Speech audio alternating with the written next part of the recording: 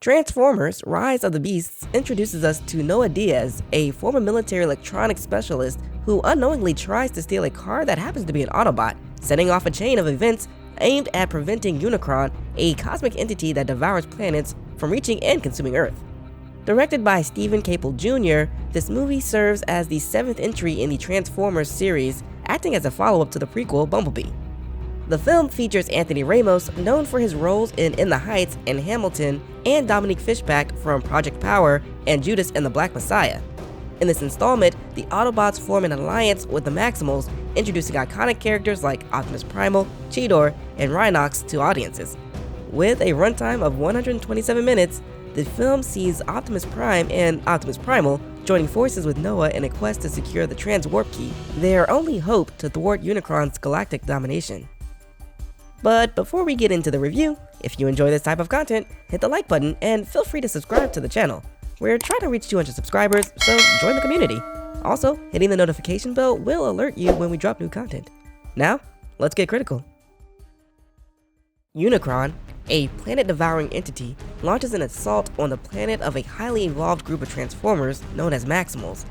Led by Scourge, the Terracrons, Unicron's underlings, seek the Transwarp Key, capable of creating space-time portals to accelerate Unicron's planetary consumption. Ape-Link, the Maximal leader, sacrifices himself to enable his team's escape from Unicron's clutches. With Optimus Primal taking the lead, the Maximals escape to Earth, safeguarding the key. In Brooklyn, 1994, Noah Diaz, a former military electronics specialist struggling to secure employment to help provide aid for his sick brother Chris, is persuaded by his friend Reek to hijack a Porsche, only to find out it's the Autobot Mirage in disguise.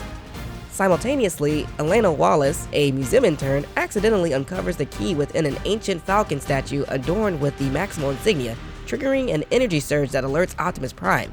Prime assembles the Autobots, including RC and Bumblebee, to retrieve the key for a return to Cybertron. During the theft attempt by Noah, Mirage recruits him to the Autobots' quest for the key. The Terracrons, drawn by the key's energy, attack the Autobots at the museum, entangling Elena in the turmoil. After Scourge murders Bumblebee and seizes the key, he withdraws as Maximal Air-Razor intervenes. Air-Razor discloses the Maximal's ancient Earth location and reveals the key's division to elude Unicron. Despite Noah's secret intentions to destroy the key for Earth's protection, Optimus aims to reforge it for their own homeward journey. Elena infers the other key fragment's location in a concealed Peruvian temple. They journey there aboard the Autobot Stratosphere, encountering Wheeljack, who navigates them to the temple, only to find the fragment missing. The Terracrons' renewed assault results in Scourge infecting Air-Razor with Unicron's dark energy.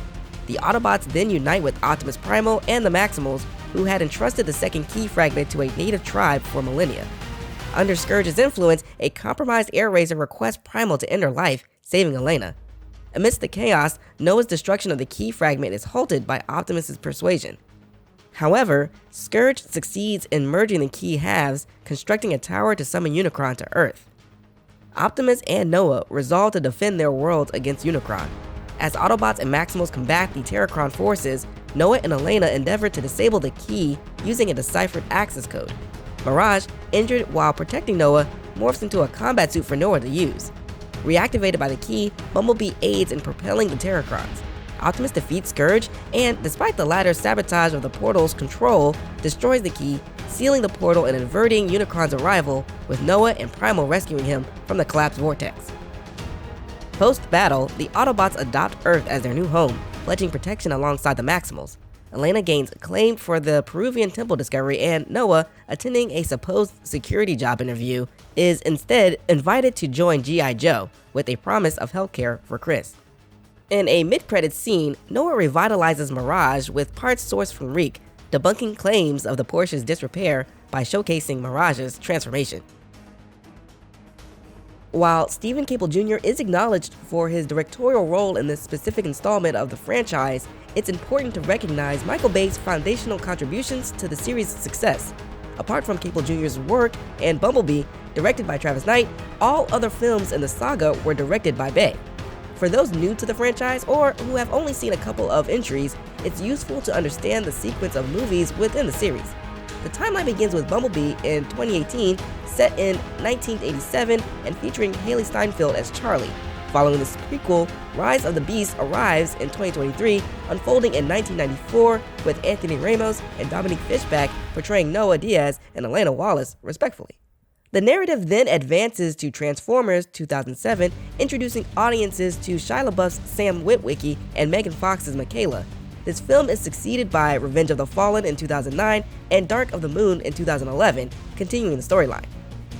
Age of Extinction 2014 marks a notable shift, with Mark Wahlberg taking over the lead as Cade Yeager, followed by The Last Night 2017, which sees Mark Wahlberg's return alongside Josh Duhamel, John Turturro, Glenn Morshower, and introduces Sir Anthony Hopkins, further expanding the epic saga.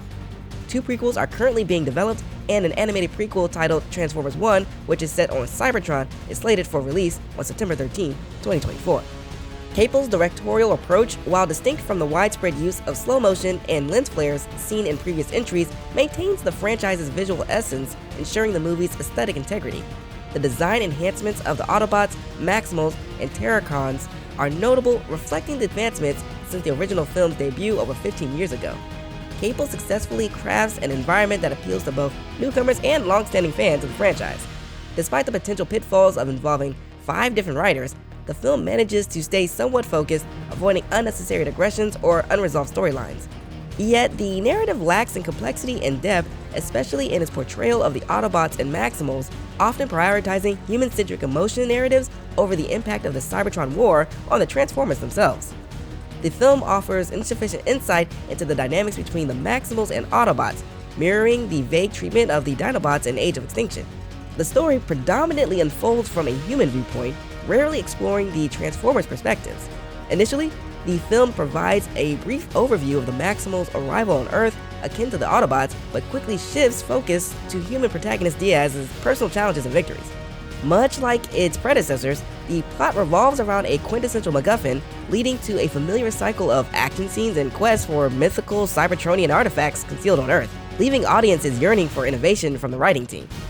Attempts at developing personal connections between Diaz and characters like Mirage, Elena, and Optimus Prime feel shallow and extraneous, contributing little to the storyline or Diaz's character development, which remains minimal. Elena's role is reduced to a secondary character who follows along and performs tasks as the group seeks the Transwarp Key, lacking meaningful character development or depth. This film embodies the conventional Transformers formula, striving to remain faithful to the elements that popularized the original, yet this approach hinders its ability to offer audiences fresh and captivating content. A pivot in narrative focus, moving away from human-centered stories to explore the Autobots' plight and resilience as refugees of war marooned on an alien planet, could resonate deeply with viewers while injecting novelty into the series.